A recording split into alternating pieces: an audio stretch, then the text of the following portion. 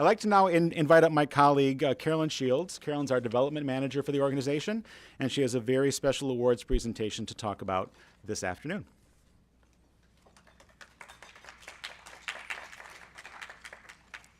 Hello, everybody. Like Brian said, my name is Carolyn Shields. I'm the development manager at the foundation. Today, I have the honor of recognizing a family, and specifically a young man whose legacy will have a lasting impact at the Meso Foundation. Last November, I received a deeply moving call from Carl Rosenthal a few days before Thanksgiving. He spoke about his son, Brett, who tragically passed away at the age of 31 after a long battle with mesothelioma. We spoke about Brett's life, the impact he had on his friends and family, his relationship with the Meso Foundation, and ultimately what he wanted his legacy to be. Through our conversation, it was clear that Brett ultimately wanted to help young patients like him have access to their needs without finances being a barrier. In the months that followed, we met with young members of our Meso community to better understand their unique needs. Things like the cost of fertility preservation, expenses related to additional caregiver support and child care, and integrative medicine were a few things that came up during these conversations. The financial toxicity that comes along with a cancer diagnosis is profound at any age, but especially for young patients who are just starting to build their lives and their savings, it can be especially devastating.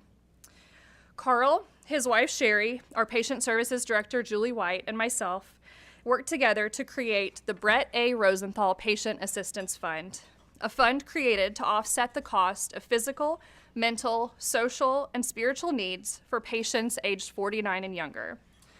The Rosenthal family's generosity will provide patients and their families with a respite from the financial burden they experience through mesothelioma. We welcome our community to contribute to this fund. This is something that we all can maintain and grow together moving into the future. But Carl and Sherry and Dana, thank you for sharing Brett's magic with us, his spirit and his enduring message of resilience and hope. It is with great honor that I present you with this memento in recognition of your extraordinary generosity and Brett's lasting legacy at the Mesothelioma Foundation.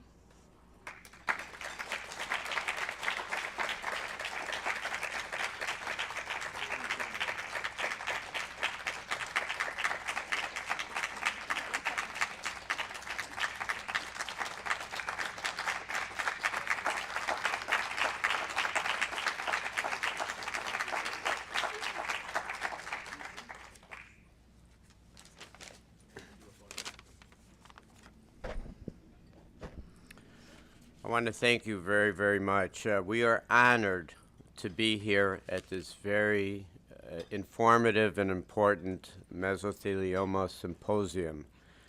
11 years ago, our son Brett was diagnosed at the young age of 23 years old, and he did survive 8 years.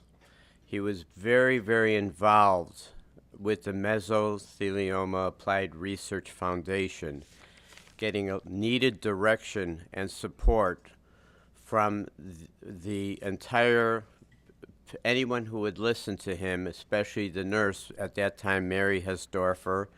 And he had a lot of conversations in the chat room with other afflicted patients. Got a lot of directions for this treatments, for the support system that he's going to have to battle with. He learned that he has a very, very difficult illness to deal with, that someday, he's going to have to learn how to manage this illness. Ultimately, the decision was to go with the cytoreductive surgery and then follow up with the HIPEC,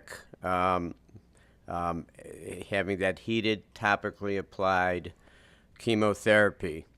And later on went through treatments with IV chemotherapy, and then went even on a clinical trial at the NIH with T-cell therapy, then back on IV chemo, and later, and at the end, immunotherapy. So he did a lot of different procedures to try to continue not only quantity, but quality in his life.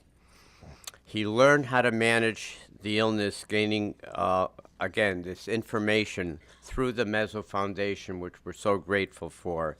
And he learned about, and he had chest, meaning the pleural catheters, and later the insertion of the abdominal catheter so that he can learn how to manage it at home as opposed to going through procedures in the hospital.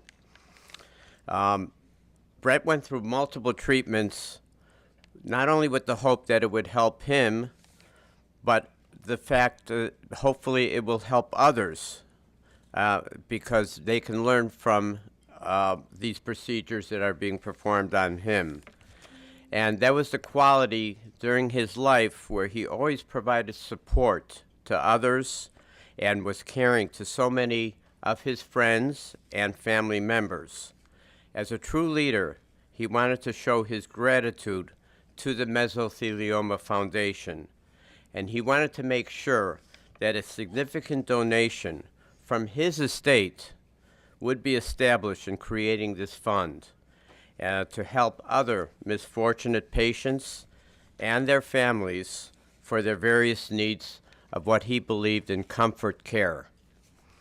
So we're very, very proud to have established the Brett A. Rosenthal Fund, Patient Assistance Fund, in helping those in need, as we're very grateful to keep Brett's fight and memory alive, as he will always be in our hearts, and show our gratitude for the care, the direction, and the support that the Mesothelioma Applied Research Foundation provided for Brett. We want to thank Carolyn, we want to thank Julie, the entire Mesothelioma Foundation team for your care, for your love, for your cooperation, and the creation of this fund. We are so grateful, and this is on behalf of my daughter Dana, my son Aaron, my wife Sherry, and myself as Carl. We want to thank you all.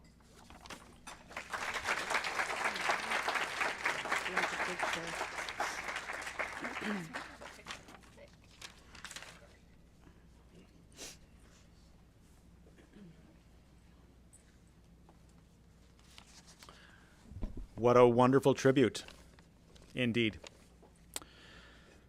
We have the pleasure of honoring a few specific volunteers and their contributions to the foundation. Our first award this afternoon is the Pioneer Award.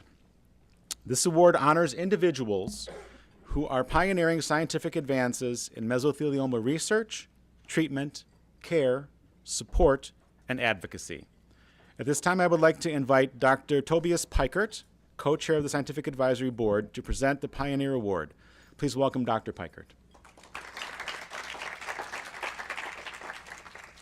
Thank you very much, and it's a great honor and a great pleasure for me to present this award today to a very well-deserving individual, and she certainly is very well represented in the line of prior recipients of this award as well. Dr. Marjorie Zauderer, she received her medical training at Columbia and then did her medical oncology fellowship at Memorial Sloan Kettering. And really, since that, has dedicated her career to mesothelioma. She published close to 80 peer-reviewed papers. The majority of these papers are actually dedicated to mesothelioma. In her capacity as a medical oncologist, she's provided care to many mesothelioma patients and has changed many people's lives with that. In addition, she's been a very active researcher, as is represented by these papers that she published. She's led a number of clinical trials, and her main focus has been to try to individualize the care for mesothelioma patients and really advance the care to hopefully get to a cure for this disease. In addition to that, she continues to serve and has served as the director of the board chair of the board of directors for the Mesothelioma Foundation, and in that capacity has really made a huge difference of keeping this organization alive and keeping it going as it has been for the last few years, and again has had a tremendous impact on mesothelioma as a disease. And so with that, I would like to present this award to you, Marjorie. This is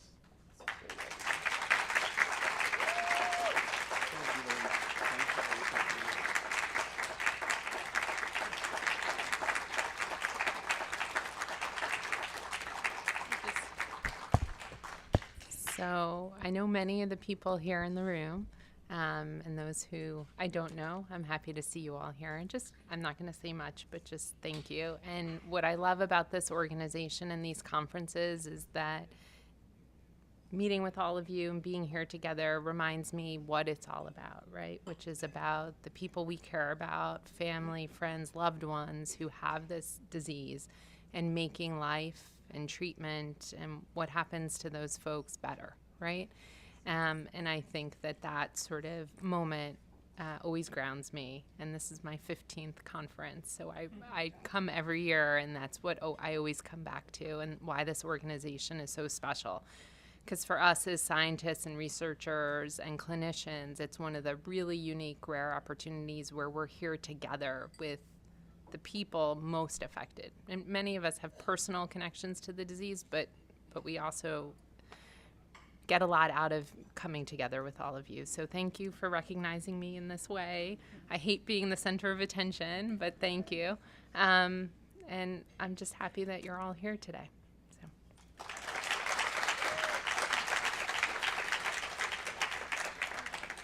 Congratulations, Dr. Zauderer. The next award is the Klaus Brock Above and Beyond Award. This award is named for the first volunteer of the foundation. It is given yearly to an engaged and exemplary individual who has worked to advance the foundation's mission by sharing their time and talent as a volunteer. I would like to invite last year's recipient, Claudine Benmar, up to the podium to present the Klaus Brock Above and Beyond Award. Please welcome Claudine.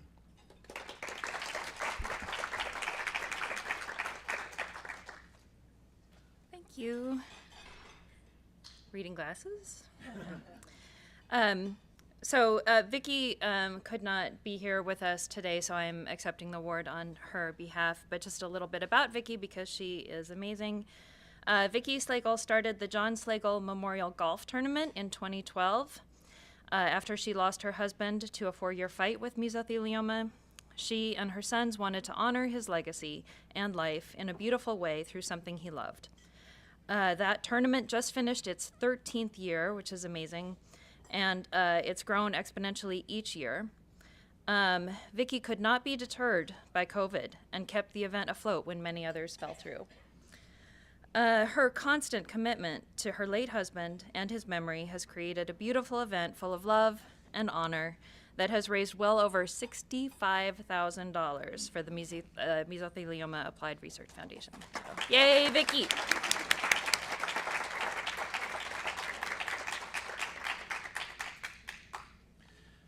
Thank you, Claudine. And again, congratulations to Vicki. Hopefully she's watching us on the live stream and is in the comfort of her own home. Our next award is the Bruce Vento Hope Builder Award, named after the beloved Minnesota congressman who lost his life to meso in 2000. The award honors an individual who, through advocacy, works to achieve our mission of eradicating mesothelioma. This time I would like to invite last year's award recipient, Jessica Blackford-Cleeton, to the podium to present the Bruce Vento Hope Builder Award. Please welcome Jessica.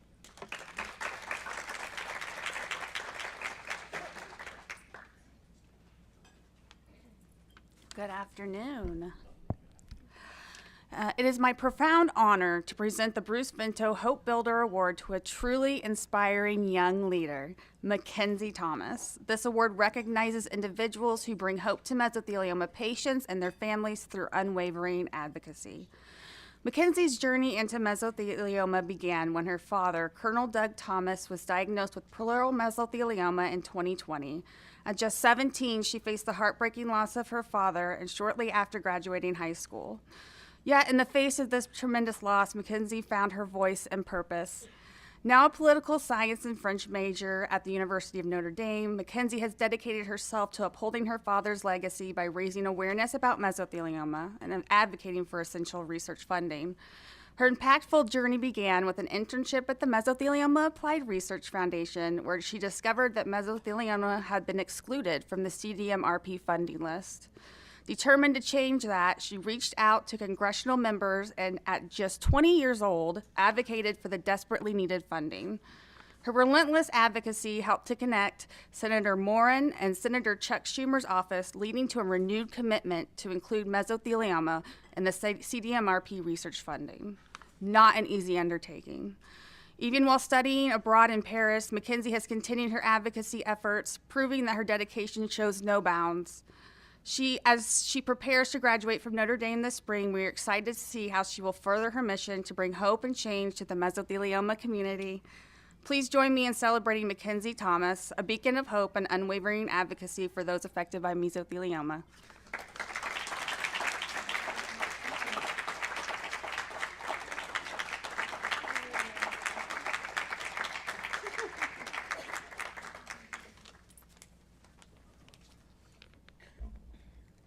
Thank you so much, Jessica. I know that I'm just going to get up here and probably bawl my eyes out, so I'm just going to make it known before I start. I just have a few things to say. I'm so honored to be here today as a member of this community. As you know, my dad, Colonel Doug Thomas, was diagnosed in 2020, and he passed away in 2021 when I was 17 years old. My dad, throughout our lives, my brother and I's lives, taught us this philosophy that he used in his Army career called the Thomas Leadership 6. And I just want to share these 6 things with you that he used in his career, with his soldiers, his family, and finally with his cancer battle. Number 1, be aggressive. Number 2, keep it simple, stupid, or KISS. Number 3, have the right attitude. Number 4, have moral courage. Number 5, keep your family first. And number 6, have fun. I've attempted to carry these 6 things with me throughout my college career, in all of my jobs, and when I was on the Hill last fall with all of you. That was an endeavor that felt so grand that I didn't think I would be able to do it. When my dad died, my life as I knew it was over. I remember telling him, as he was dying, that his story couldn't end here. There was something more, and I didn't know what it was, but I kept rambling on about something. There had to be some hallmark of achievement. There was going to be some big statue somewhere in his honor. And I just remembered that recently. Fast forward to now, or I guess last summer, when the people at this foundation had faith in me, and they believed in me, in order to give me a job, and also to help include me in this advocacy project that's so important to make sure that there's continued funding for this research for this relentless disease. So I want to thank the staff members at the Meso Foundation. I want to thank my dad's doctor, Dr. Ripley, who was the one to reach out to tell me that I should reach out to the Meso Foundation. And I want to thank the community here today. I have found such welcoming arms within this community with each of you here. And even though my dad isn't here today to share his own story, I know that he would have loved each and every single one of you. And his legacy lives on. With each of your stories, I remember why this is of such importance. And I hope you don't mind me being here and being a sob fest every time I get up and talk, because I'm here to stay. And I will continue to be here every year that I'm able to. Thank you again for having such faith in me and for inspiring me to be a force for good. All I can say is that this is something that's pretty damn good and pretty damn close to that statue that I told my dad that there would be in his honor one day. So thank you so much.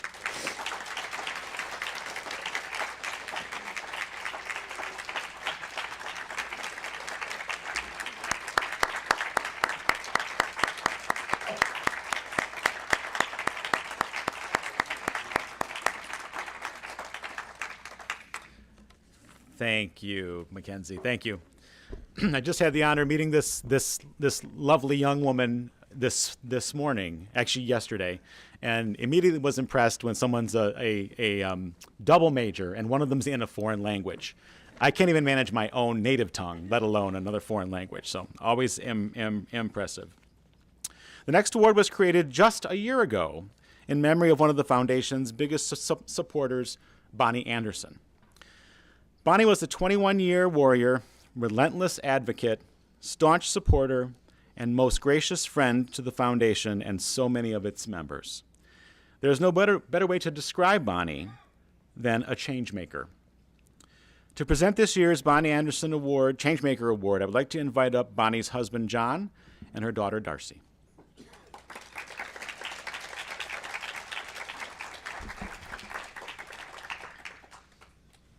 All right, everybody. Talking about Mackenzie crying, I'm going to break down.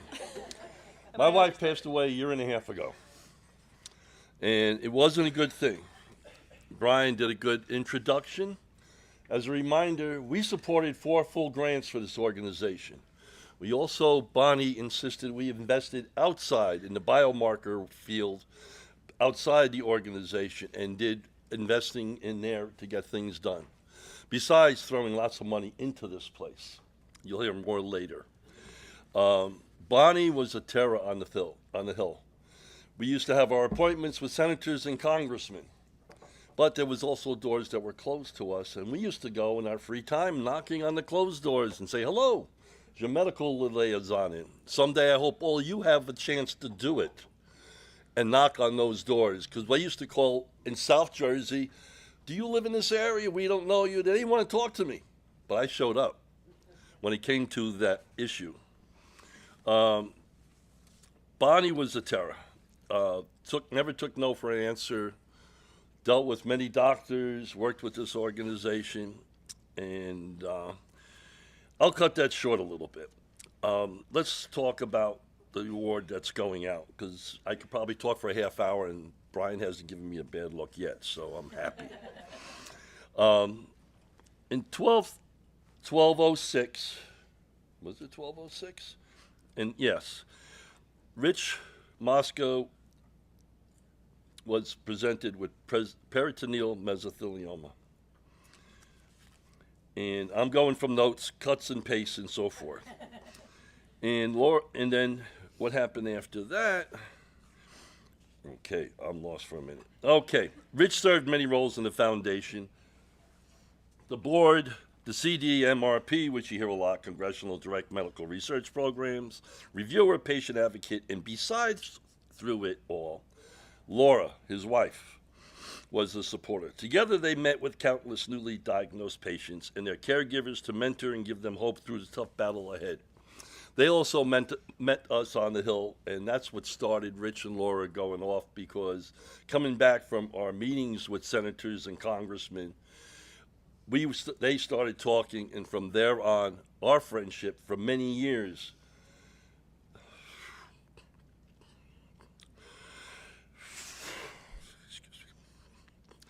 family.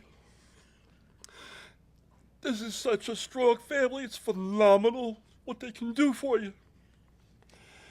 So, they met Bon Johnny walking from Capitol Hill at the first symposium that Laura attended, recognized the need to volunteer, started by helping stuffing envelopes, which she doesn't remember, but Rich constantly reminds. And she denied it. So she said, no, I didn't do that. She was too busy monitoring Rich and stuffing envelopes. Okay. She advocates every year. She attends every symposium except for the COVID years. Represented the foundation at local fundraising events, all the while battling her own personal cancer. Gradually, Laura realized her focus should be on the caregivers. And all you caregivers, remember this. Don't take it from the patients. You are there. You are their soul. Guide people through all this traffic that you got to go through. And I'm throwing words in as I'm trying to catch them. All the while battling her cancer. Gradually, Laura realized, recognizing they are unsung heroes. Laura had new caregivers and spouses of mesothelioma patients throughout the years, leading a monthly support group solely for caregivers. She also was a founding member of the Community Advisory Board, which are several of us here are on it. So anytime you people need to communicate with the organization, besides going through all the avenues, come and join us. We also have community socials a couple times a year. Get on board with that so we hear you. We can have discussions. Meet your family again. Say hello. You're on California. We're in New Jersey. Zoom is a blessing. Okay, she is also founding member of the board. Okay, chair of the CAB. She's the chair. She's our police officer. I've been knocked down many times. Most of you that do know me understand that quote. As the advisor foundation on community needs and wants. She moderates caregiver call session, reaching out to newly diagnosed patients and recognizing their struggles, their fears, their doubts, and developing a supportive relationship with them. All these things while serving as chair of the Community Advisory Board. Laura, and I'm going to make this short, I got a lot of little notes and we're going to be doing something later. Laura is a definition of a compassionate and dedicated caregiver who worked tirelessly for the Meso community alongside me, my wife and me. John, okay, read my own notes. No one is more deserving as the second person to receive this award. And I'm done. Come on up. If anybody else wants to know more, later.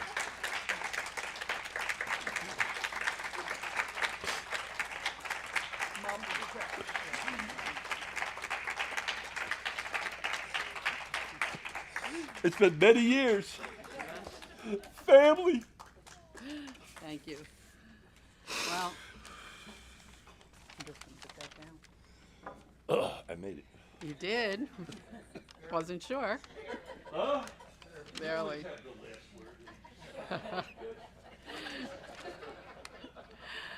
As John said, first time we met Bonnie and John, Rich and I were walking back from Advocacy Day, and we hadn't met a lot of people yet. And John and Bonnie were on the street, and Bonnie was like, hey, you know, I know you guys. And she just took us in. And Rich always called Bonnie Hugs. And I guess I never asked him why he called her Hugs.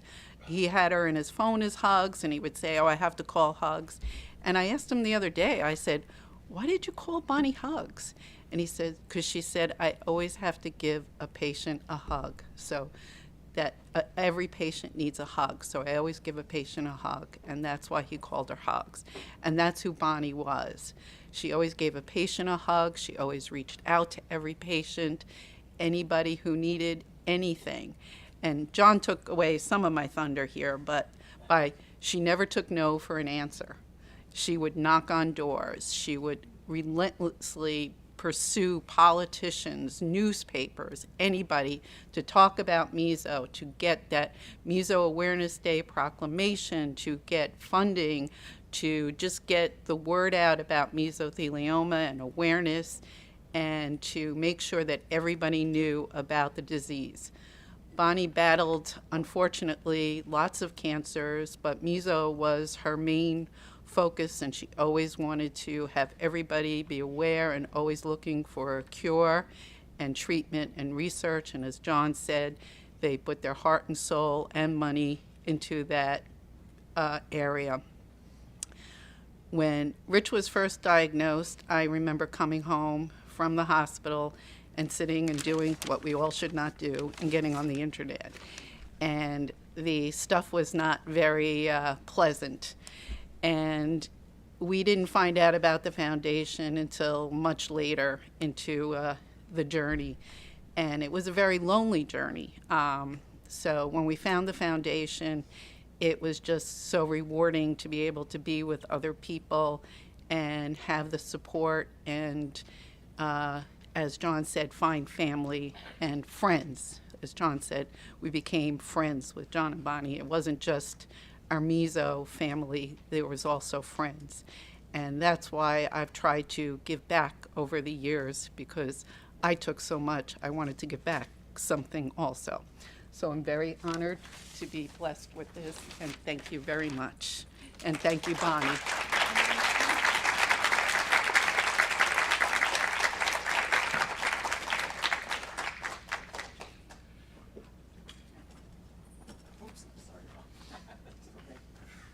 My big feet are in the way.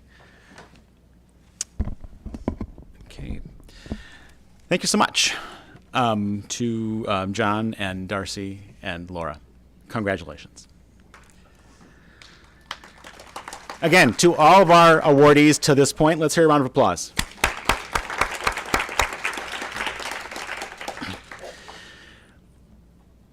As I've said many times during the past 2 days, events like this do not just materialize out of thin air. They take a lot of planning and a lot of coordination and a lot of support.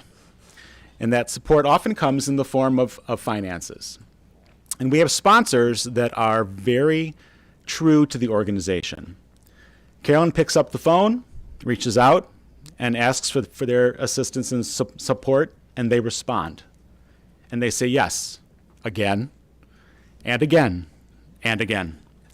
And so we are very grateful again for all of our sponsors here this afternoon. But there are two that I wanted to cast a special spotlight on.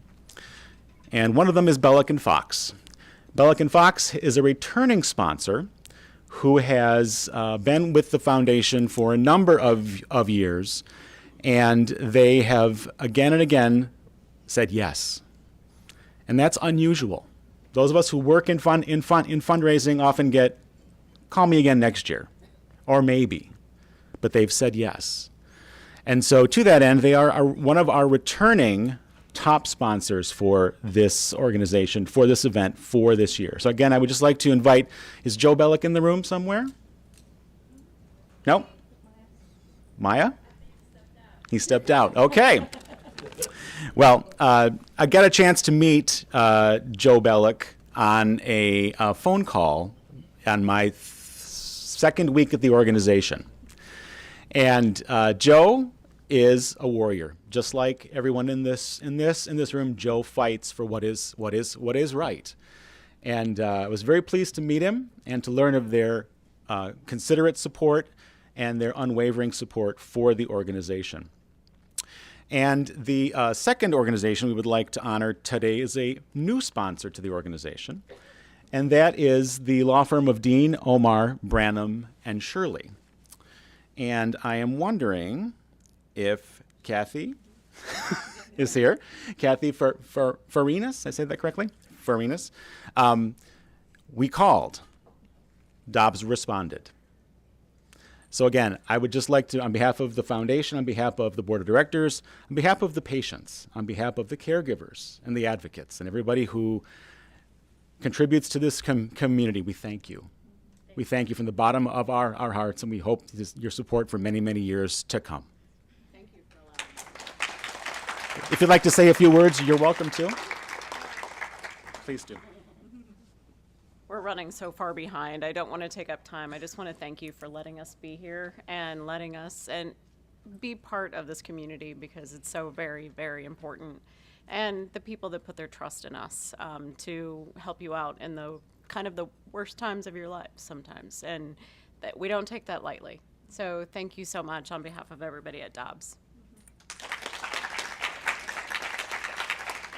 And Joe Bellick will be part of the legal panel later, so he'll get a chance to say a few words as well. I'd like to bring back up to the microphone John Anderson and Maria Tao, who have a special call to action for the community around advocacy, and they will be our final presentation this afternoon, and then we'll move right into our next piece of business. So I'll give the microphone over to you guys. All right. One thing or two things I didn't tell you about Bonnie. With a few people from the organization, they were able to institute September 26th as Mesothelioma Day throughout the country.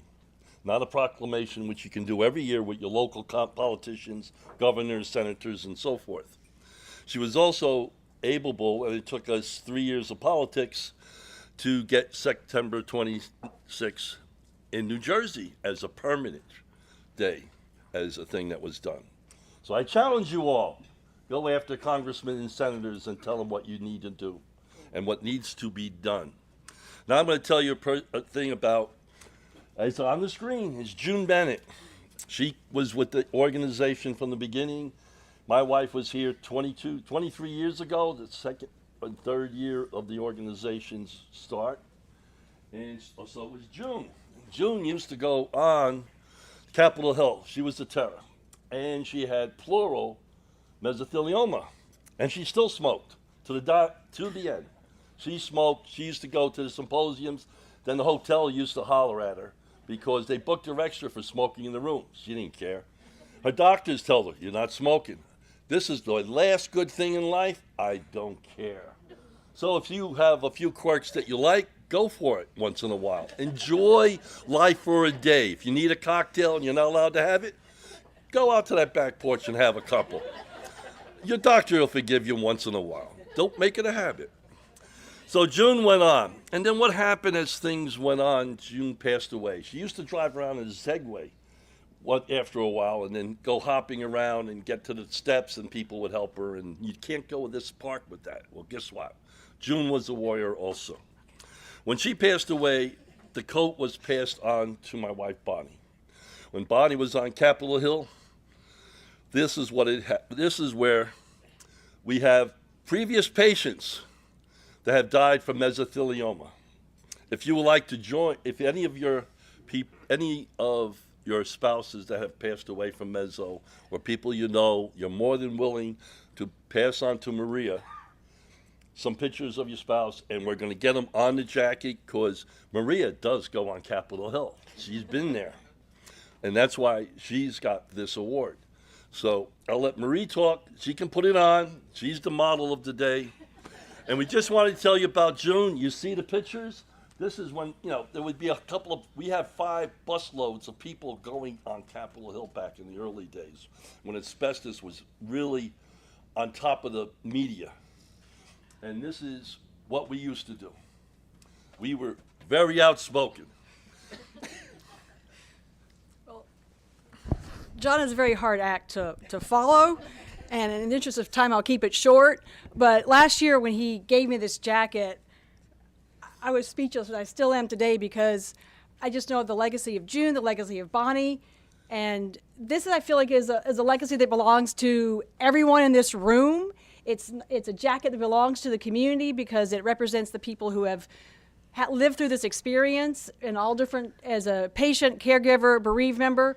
So I just want to figure out how we can give this jacket to the community so it stays in the community to be a symbol of hope, inspiration, and proof of all the hard work and dedication this group has done. So if you do want to have your loved one on the jacket, please reach out to me, and we'll figure out how to get a photo and how to add people to this jacket who deserve to be honored and remembered. Okay. Go ahead, Doris. And this was in discussion, and my daughter, if she stops crying. You can stop. I'm good. I'm good. So on behalf of the organization, as a board member, as a caregiver, as a daughter, I'd like to ask you to consider advocacy of the organization itself. I give to the organization every year, as have my parents through the years. If you can give a little bit or a lot, we do ask that you help fund the organization throughout the years. I wanted to commit to the organization that over the next 6 months, between Dad and I, we will give $20,000 to the organization. The reason I wanted to get up in front of everyone especially is my company matches 2 for 1. I happen to work for a wonderful company that does that. But if you give to the organization, if you're able and willing, also make sure you look at your company match sites, because you can double and triple the money that goes to the organization just by either putting your credit card into their system and going through them right to MARF, or by submitting it after the fact. So I just wanted to remind people of that. We reminded our board yesterday as well, but company matches are a really good way to get some extra funding to this organization. The money comes back to all of us in one way, shape, or form, and research. We were talking about grants this morning. So there's lots of opportunity to help the organization between fundraisers, direct contributions, and we have wonderful Carolyn to work with on that. But I wanted to kind of get up and say, we're going to make the commitment over the next 6 months, probably shorter than that, but we'll figure it out, for our donation, and then just to ask, whoever could join along. And don't forget the company match. And as usual, I always have something to say. Well, keep the fight on. Don't give up. Keep going forward, please.